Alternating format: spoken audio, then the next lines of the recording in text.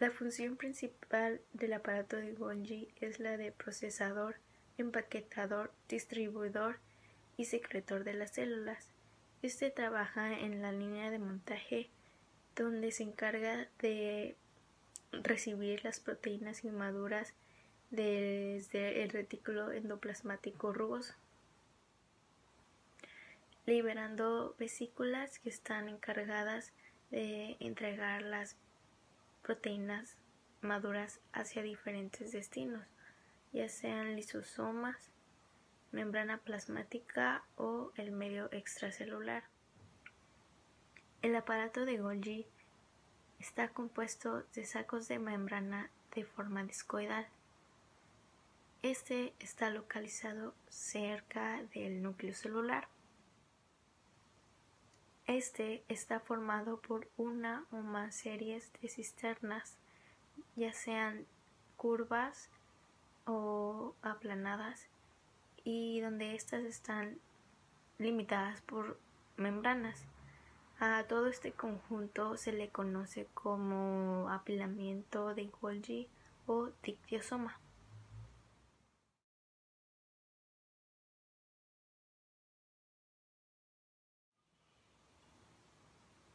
Después de que las proteínas logran ingresar al aparato de Golgi, estas son transportadas a lo largo de una serie de cisternas en las cuales las enzimas actúan para poder modificarlas. En este proceso, las proteínas reciben un fragmento de glúcidos o de lípidos, con la cual se producen ya sean las glicoproteínas, los glucolípidos o las lipoproteínas.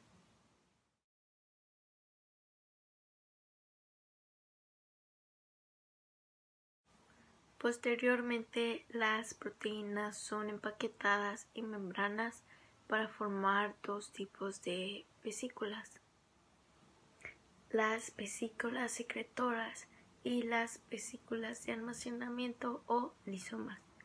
Las vesículas secretoras, estas llevan las proteínas al exterior de la célula para que éstas puedan ser liberadas, y las vesículas de almacenamiento o lisomas es donde las proteínas permanecen en el citoplasma de la célula hasta el momento en el que son exportadas.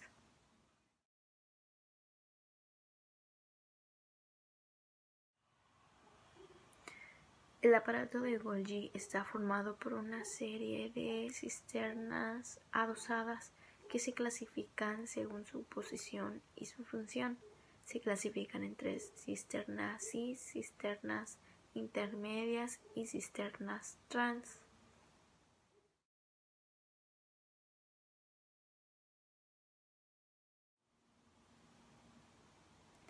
La cisterna cis es la que se encuentra más próxima al retículo endoplasmático rugoso, el cual recibe vesículas de transición que contienen las proteínas de las cuales éstas serán transformadas.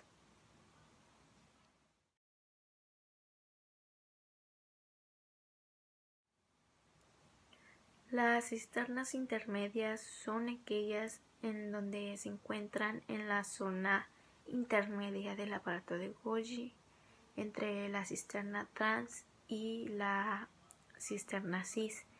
Esta permite el paso de vesículas.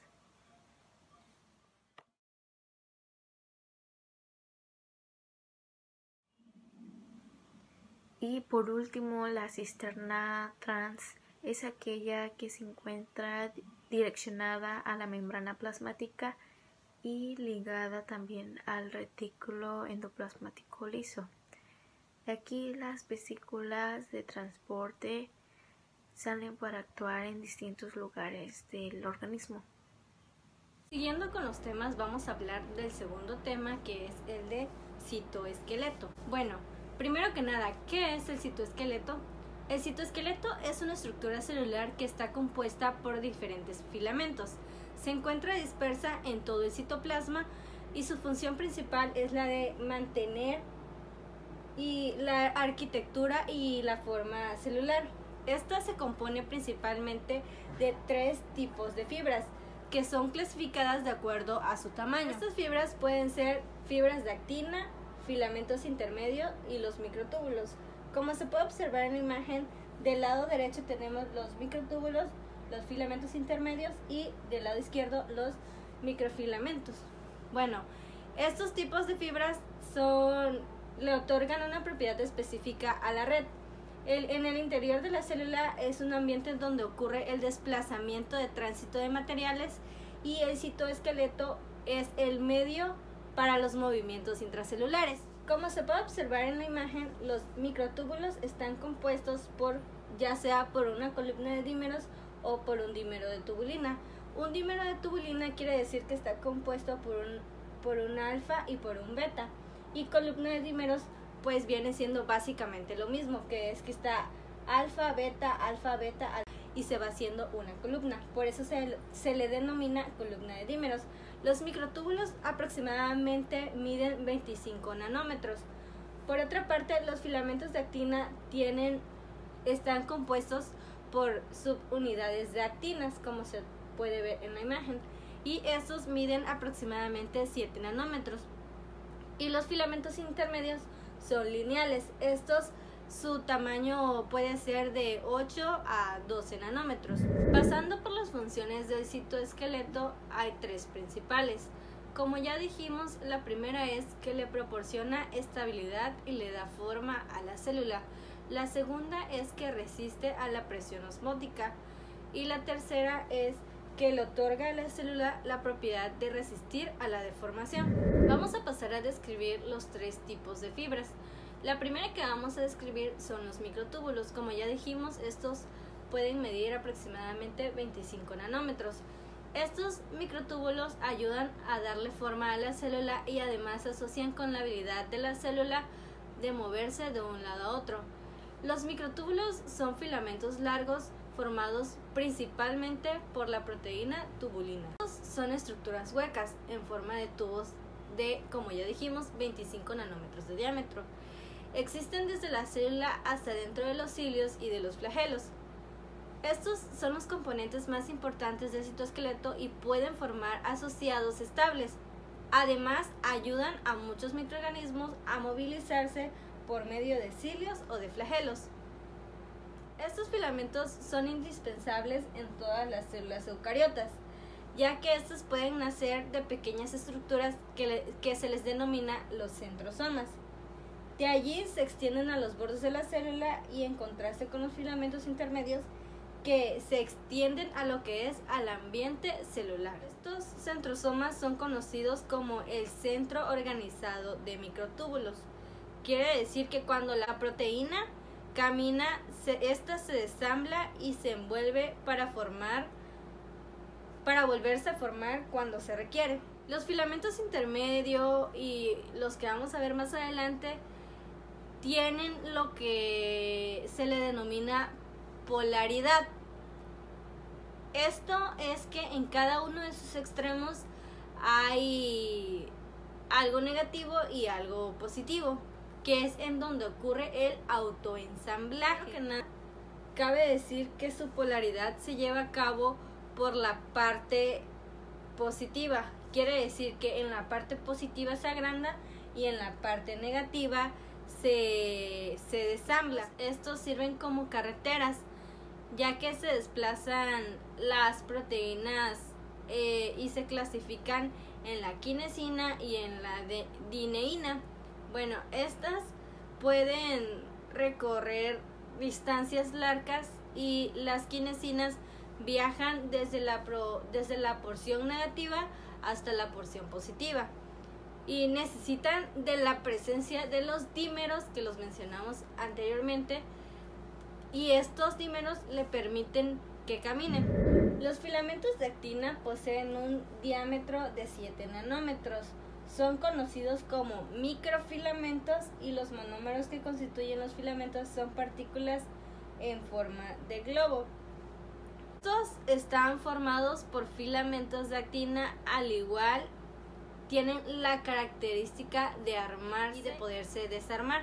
Estos son lineales, pero no tienen forma de barra, sino de hélice, como se puede ver aquí.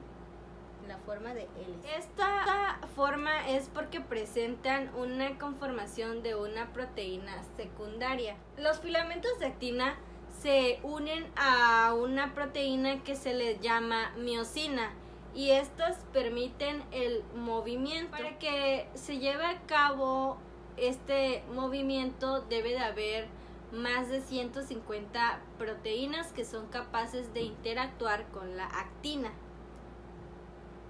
Varios de los movimientos celulares dependen de la interacción entre filamentos de actina y la proteína motora que dijimos que es la miosina. Una ATPasa que se mueve a lo largo de los filamentos de actina y acopla la hidrólisis del ATP a cambios conformacionales. Su polaridad es igual que los microtúbulos. Esta tiene una fracción negativa y una fracción positiva. La polimerización se lleva a cabo en la fracción positiva y la ruptura en la fracción negativa. La actina puede estar como un monómero y encontrarse libre en el citosol. Estos monómeros se encuentran unidos a proteínas que impiden su polimerización. Pasando por los filamentos intermedios, estos, como ya lo dijimos y cabe mencionar que pueden medir aproximadamente 10 nanómetros y por eso se le denominan intermedios.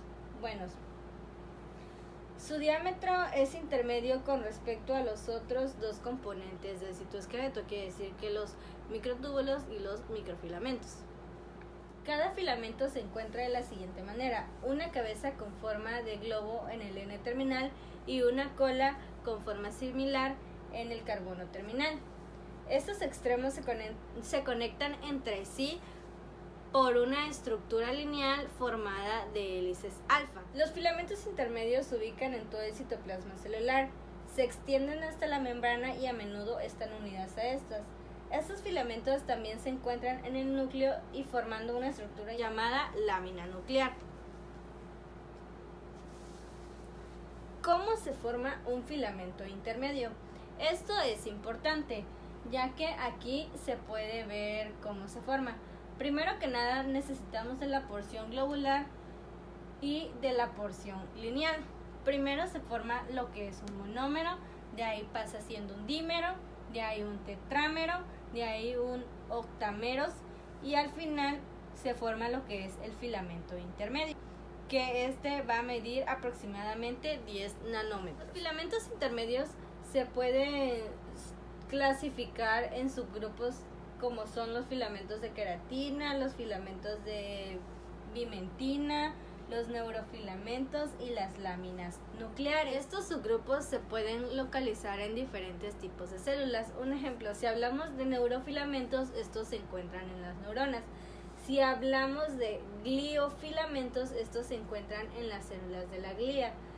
Si hablamos de citoqueratina, se encuentran en las células epiteliales y los filamentos de desmina se encuentran en el músculo liso y en el músculo estriado. Filamentos de vimentina, que se encuentran principalmente en las células mesenquimales, son filamentos de periferina, que se encuentran en las neuronas que emiten axones por el sistema nervioso periférico y las láminas nucleares. El primero del que vamos a hablar son de los neurofilamentos. Los neurofilamentos se encuentran en las neuronas y los axones del sistema nervioso central y el sistema periférico. Estos tienen un diámetro de 10 nanómetros. Cada neurofilamento se relaciona con su vecino a través de proteínas asociadas. La principal función de los neurofilamentos es la estructural. Los gliofilamentos están representados por la proteína acídica fibrilar de la glía. Estos no se encuentran en todas las células gliales, pero se encuentran nada más en el citoplasma de los astrocitos y de las células asociadas a estos. Estos son los responsables del movimiento y de proporcionar la estabilidad estructural a los procesos astrocitarios. Las citoqueratinas están constituidas por numerosas clases de proteínas fibrilares. Estas pueden ser ácidas y básicas y tienen un diámetro de 8 nanómetros. Constituyen el mayor subgrupo de filamentos intermedios, ya que su principal función es de proteger a las células epiteliales del estrés mecánico. Los filamentos de desmina están formados por la proteína desmina. Comparten su localización con los miofilamentos finos y gruesos en el músculo liso, pero su función no tiene nada que ver con la contracción muscular, sino que tiene que ver con la estructura y la interconexión. También se encuentran o se pueden encontrar en los músculos estriados, al igual que los miofilamentos. Los filamentos de vimentina se encuentran en las células mesenquimáticas, así como algunas células epiteliales, o también se pueden encontrar en las células de Schwann o también en las células de glía. Estas suelen aparecer en asociadas fibras que pueden medir 10 nanómetros de diámetro. Los filamentos de periferina están formados por una proteína similar a la vimentina, que se le denomina periferina. Estas se encuentran en las neuronas, cuyos axones se extienden más allá del sistema nervioso central, como las de los ganglios raquídeos simpáticos y parasimpáticos, es decir, en el sistema nervioso periférico. Las láminas nucleares están constituidas por 3 tipos de polipeptidos, dando lugar a las láminas ABC, y forman dímeros de laminina que se juntan a su vez para dar lugar a redes. Bueno, estas láminas nucleares se disponen en forma de malla, mientras que los otros lo hacen en configuración de haz. Son importantes en la organización nuclear de la célula. Con esto terminamos el tema de citoesqueleto. Llegamos a la conclusión de que el citoesqueleto es una estructura celular muy importante, y hay que recordar que está compuesto por 3 tipos de fibras, que son los microtúbulos, los filamentos intermedios y los microfilamentos.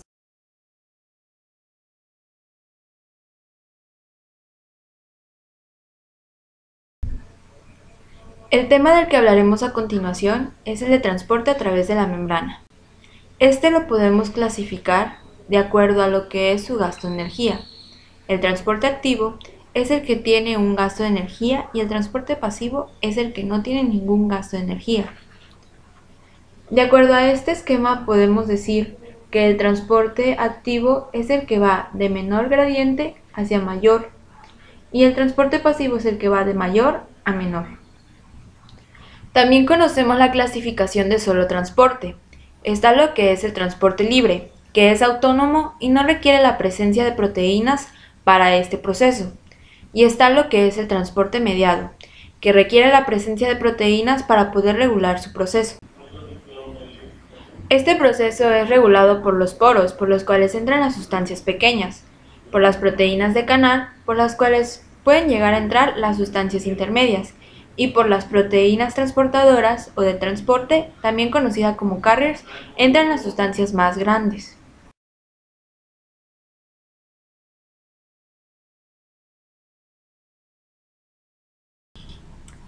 Dentro de esta clasificación encontramos la ósmosis, la que es el movimiento de moléculas de agua únicamente. El agua actuará de la misma forma que actúa un soluto, es decir, de manera autónoma, recorriendo de donde hay mayor a menor concentración. Si hablamos de solutos, el agua recorrerá de donde hay menor a mayor concentración para así poder diluirlos y poder regular lo que es la presión osmótica. La membrana celular permite el paso del agua, pero no de los solutos. En cuanto a lo que son soluciones intra y extracelular, el agua se moverá de donde hay una menor a mayor concentración. La solución que contiene una menor concentración se conoce como solución hiposmótica, y la que tiene una mayor concentración se denomina solución hiperosmótica. La regulación del volumen celular se da cuando se regula lo que es el nivel del agua, es decir, se vuelve más permeable y no permite el paso de esta. En este tema encontramos 2 conceptos muy importantes. Uno de ellos es la presión osmótica, que es la presión que ejerce el agua a la célula fuera de esta. Y encontramos la presión osmótica coloidal, que es la presión que el agua ejerce a la pared celular. Existen factores que determinan el volumen celular. Uno de ellos es el número de partículas osmóticamente activas en el interior de la célula. También está la osmolaridad del líquido extracelular y la permeabilidad que tiene la membrana celular. La célula animal tiene un comportamiento distinto a las presiones osmóticas. Si al introducir una célula en alguna solución el volumen celular no varía, la denominamos solución isotónica. Si el volumen aumenta, la denominamos una solución hipotónica. Y si el volumen celular disminuye, se dice que dicha solución es hipertónica. La difusión simple o libre es el paso de la sustancia a través de la membrana plasmática, como son los gases respiratorios, el alcohol y otras moléculas no polares. Los movimientos de las moléculas en el interior de una solución se denominan flujos. Este sistema de transporte es el más simple y es para moléculas sin ninguna carga, es decir, que son neutras. La difusión facilitada es el transporte por el cual se requiere la presencia de carriers o proteínas de transporte. Esto se debe a que las sustancias son un poco más grandes o no son solubles en lípidos, lo que hace que necesiten de estas proteínas para poder entrar por la membrana.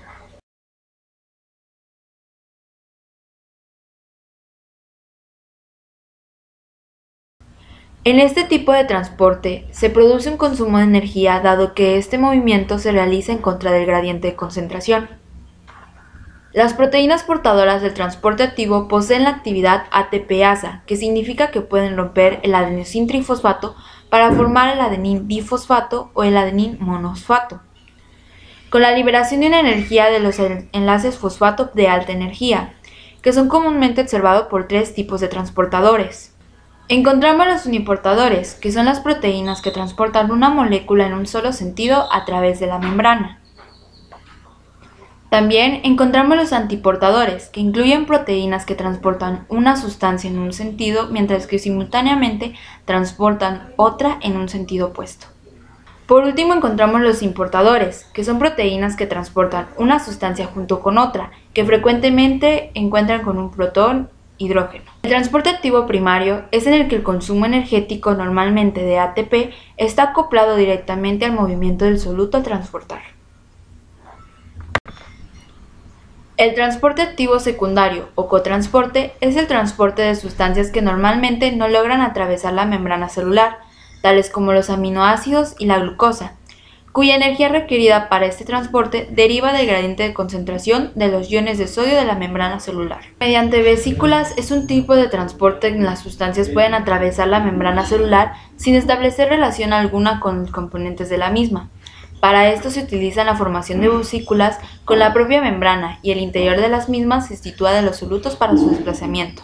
Existen varios tipos. Entre ellos está la endocitosis, que es cuando las sustancias son partículas de gran tamaño.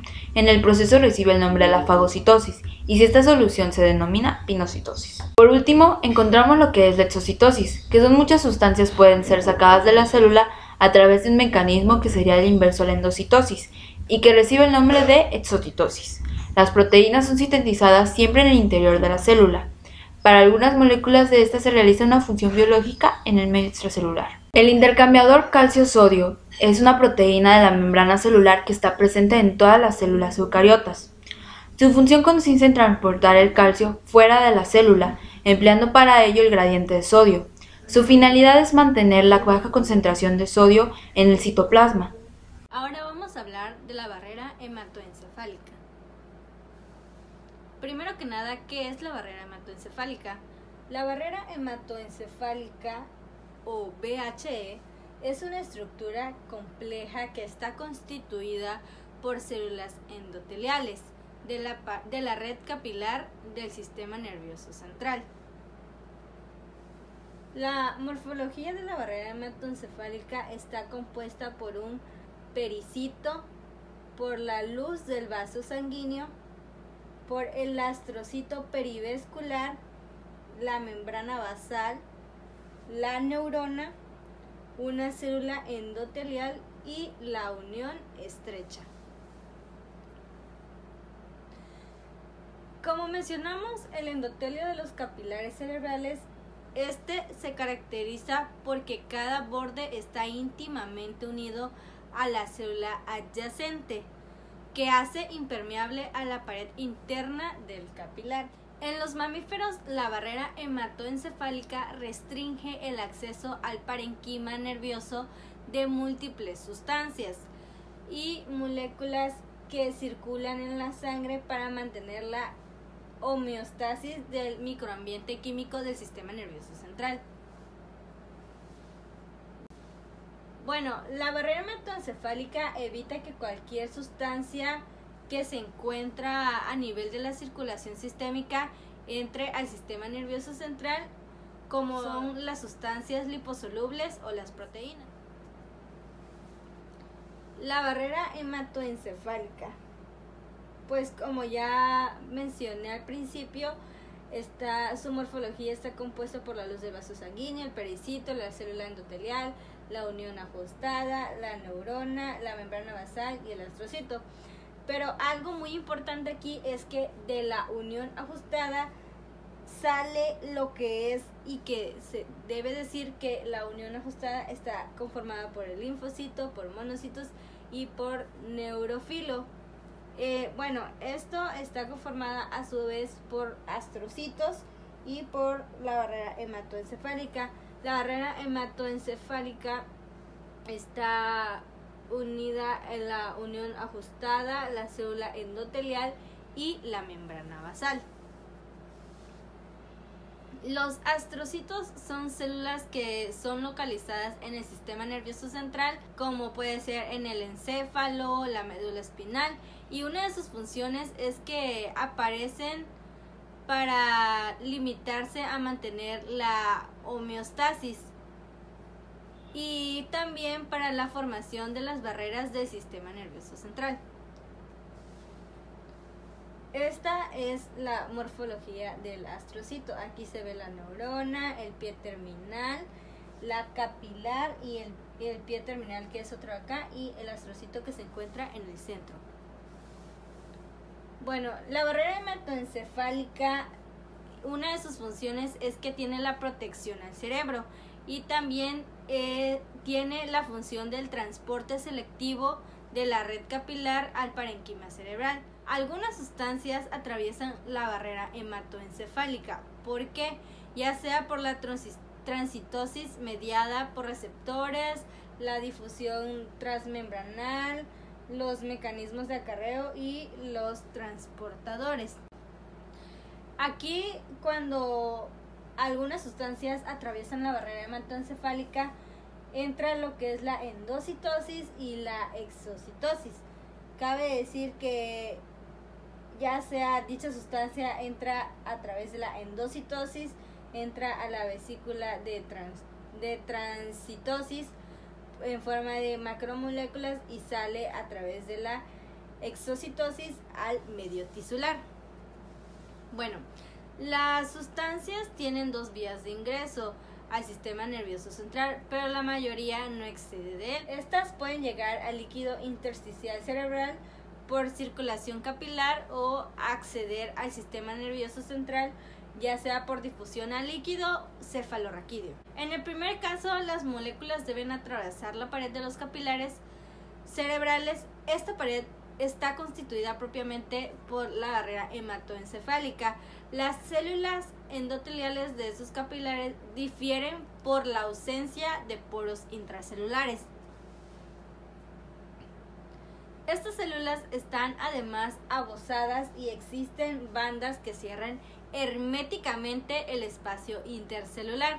Existe una membrana basal que forma el revestimiento alrededor del endotelio. También hay una capa discontinua. Esta está compuesta por pericitos, que son células en forma de araña, cuyas prolongaciones citoplasmáticas siguen un curso circunferencial alrededor del capilar. Los capilares de estos tejidos están en estrecho contacto con las células, pero los capilares del sistema nervioso central, la disposición es de las células glías, es decir, ahí se encuentran los astrocitos.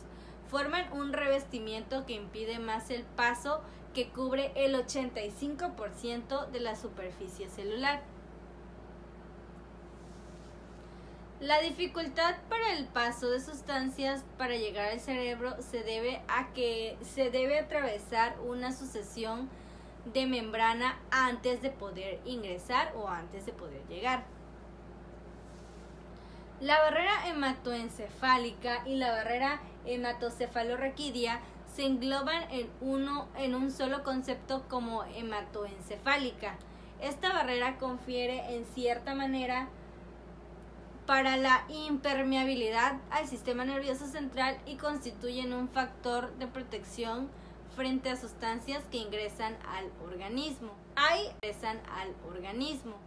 algunas sustancias que pueden pasar la barrera hematoencefálica, pero para esto necesitan características físico-químicas que son requeridas para que puedan pasar esta barrera. Una de estas características es el bajo peso molecular, su afinidad, que esta debe de ser por agua, afinidad de líquidos de membrana y afinidad de proteína de membrana. Bueno, el transporte de la sustancia al cerebro depende de los mecanismos de transportes presentes en la barrera.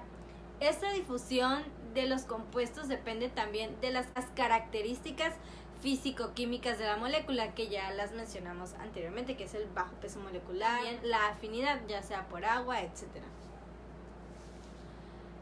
Hay enfermedades que pueden alterar la permeabilidad de la barrera hematoencefálica y por lo tanto también el paso de algunas sustancias. Las células de la microvasculatura del cerebro contribuyen a la barrera física de la barrera hematoencefálica. Estas propiedades de permeabilidad de la barrera hematoencefálica son controladas únicamente por las células endoteliales capilares. El movimiento de soluto por la barrera endotelial capilar es a través de las membranas, las células endoteliales luminales y las aluminales, que están separadas por el citoplasma. Aquí se ve cómo se encuentra la capa, que está conformada por la lámina elástica interna, el endotelio, las células musculares lisas, el fibroblasto, la lámina elástica externa, y hay como que tres capas divididas, que es la túnica adventicia, la túnica media y la túnica íntima. Hay varios sistemas de transportes que pueden ser implicados para la absorción de compuestos por el cerebro a través de la barrera hematoencefálica, que incluyen el transporte pasivo, que como sabemos el transporte pasivo es la difusión simple de moléculas lipofílicas. Y también aquí entra lo que es el transporte activo, que es el transporte que está mediado por portadores, receptores, absorción, y además vamos a mencionar los transportes que hay para el paso de alguna sustancia a la barrera hematoencefálica. Uno de ellos es el transporte mediado por portadores. Los portadores son transportadores restringidos a la membrana y transportan moléculas pequeñas a través de la membrana celular endotelial. Esta es usada para facilitar el paso de nutrientes como hexosa, nucleócido, la base púrica, los aminoácidos, y estos pueden entrar al cerebro. Otro transporte y muy importante es el transporte activo de salida. Este es funcional de aniones orgánicos, ya que está presente también en la barrera hematoencefálica y restringe la captura de ciertas sustancias y moléculas al cerebro. Estos sistemas se conocen como transporte de salida e incluyen la glucoproteína P. El transporte mediado por receptores es un proceso iniciado por la endocitosis del complejo ligando-receptor. Este tipo de transporte depende de la energía y es saturable.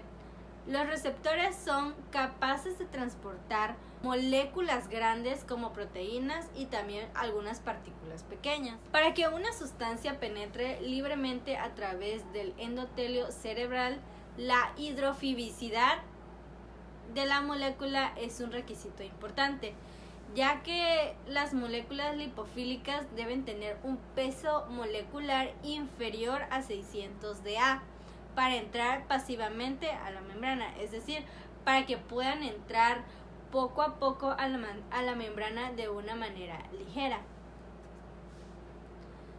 Además, las predicciones sobre la permeabilidad también incluyen el potencial de la molécula para adherirse a los iones de hidrógeno. Por lo tanto, la sustitución de grupos de unión no hidrógenos por grupos que no tienen afinidad de estos iones aumenta la lipofilicidad de la molécula. Bueno, eso sería todo por el tema de la barrera hematoencefálica. Cabe recordar y recalcar que la barrera hematoencefálica es una estructura que está compleja y que está constituida por las células endoteliales de la red capilar. Estas son aquellas que permiten ya sea la entrada o la salida de sustancias a través de la barrera hematoencefálica al cerebro. Cabe mencionar que algunas sustancias que quieran entrar necesitan y requieren de algunas características físico-químicas, como son el bajo peso molecular y su afinidad en agua, como en algunas otras que mencionamos durante la exposición. Es importante que si alguna sustancia quiere entrar, su bajo peso molecular sea inferior a 600 Da. Y pues bueno, esto sería todo. La placenta es un órgano que se desarrolla durante la gestación y consiste en una masa esponjosa adherida al útero. Esta se agranda de acuerdo a las dimensiones del bebé. Es responsable de transmitir nutrientes, hormonas y oxígeno al bebé, así como la eliminación de desechos. El saco amniótico tiene una membrana interna llamada apnio, que es la que contiene el líquido amniótico y al feto, y tiene una membrana externa llamada corion, que es la que contiene al apnio y es parte de la placenta. Una de las funciones de la placenta es que cuenta con su propio metabolismo. Sintetiza lo que es glucógeno, colesterol y ácidos grasos. Ayuda a lo que es el intercambio de gases como el oxígeno, dióxido de carbono y monóxido de carbono. Esto se realiza por medio de la difusión simple y se realiza mediante esta porque son gases, tienen bajo peso molecular y tienen carga parcial. El feto puede extraer de la madre por lo menos de 20 a 30 mililitros de oxígeno por minuto por medio de la circulación materna. Si la madre no respira por al menos 30 segundos, el feto puede morir. Durante el primer trimestre de embarazo, la placenta no permite que el feto tenga un sistema inmunológico como tal. La placenta es una barrera celular muy compleja, derivada embriológicamente de tejido fetal y tejido materno. La placenta es una barrera, por lo tanto, la mayoría de los fármacos logran atravesarla. Y debido a que si el feto no tiene cómo metabolizar los fármacos, estos son muy letales a él. La etapa más crítica en la que no se debe consumir ningún fármaco es durante el primer trimestre. Si se hace en etapas más avanzadas, ya no afecta al sistema nervioso central, pero cuando el bebé nazca puede tener alteraciones funcionales. La mayoría de los fármacos con un peso inferior a 600 Daltons pasa por medio de la difusión simple, pero los que son superior a 1000 Daltons sí logran pasar, pero se les es más difícil. La sangre fetal tiene un pH ligeramente menor al que la madre. La barrera placentaria es casi eficiente como los pulmones al momento del intercambio de oxígeno. También los que son anestésicos inhalados pueden cruzar la membrana placentaria y tener un efecto negativo en el bebé en lo que es la respiración. Estos anestésicos causan lo que es la depresión respiratoria. La transferencia respiratoria depende de 3 factores: maternos, placentarios y fetales.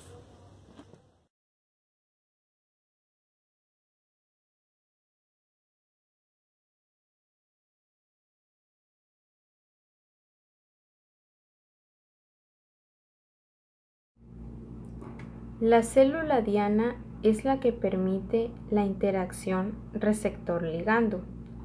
Los receptores son de muchos tipos: receptores intracelulares, receptores de superficie y receptores anclados a proteínas G. Los receptores intracelulares son proteínas receptoras que se encuentran en el interior de la célula y están ubicados en el citoplasma o en el núcleo. Estos receptores no necesitan de dos mensajeros. Los receptores de superficie son proteínas que se encuentran ancladas a la membrana y se unen al ligando en la parte exterior de la célula. Estos receptores sí necesitan de dos mensajeros.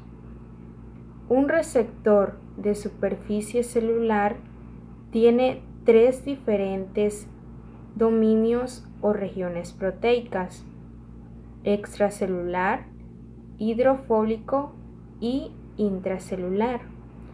Y por último, los receptores anclados a proteínas G. Estos se caracterizan por ser una gran familia de receptores. La proteína G tiene la capacidad de interactuar con el GTP, que significa guadenín trifosfato. Contienen 7 elementos hidrofóbicos, los cuales se dividen en 3: alfa, beta y gamma. Cuando la proteína G se activa, también se pueden activar canales iónicos, sistema de segundos mensajeros y sistema de adenilato ciclasa. Receptores membranales. Los receptores son proteínas que permiten la señalización de la célula.